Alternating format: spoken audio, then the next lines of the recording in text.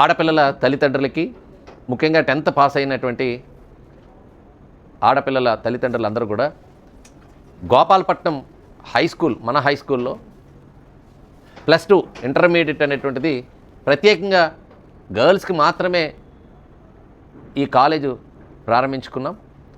MPC, బైపీసీల్లో admissions ప్రారంభమైనాయి.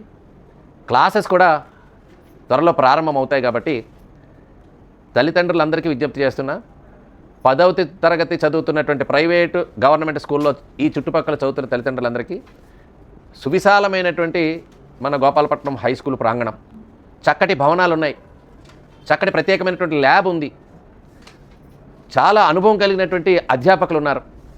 వారందరి పర్యవేక్షణలో ఉచితంగా ప్రభుత్వం యూనిఫామ్తో పాటు మధ్యాహ్న భోజనాన్ని కూడా ఏర్పాటు చేస్తూ ఒక చక్కటి విద్యాబోధన అందిస్తూ ఇప్పటి వరకు కూడా హై స్కూలు ఏ రకంగా అయితే మంచి ఫలితాలు ఇస్తుందో ఆ రకంగానే మన జూనియర్ కాలేజీని కూడా మంచి ఫలితాలు ఇచ్చే దిశగా అడుగులు వేస్తున్నాం. త్వరలో మిగిలిన కోర్సెస్ కూడా దీనిలో వస్తాయి.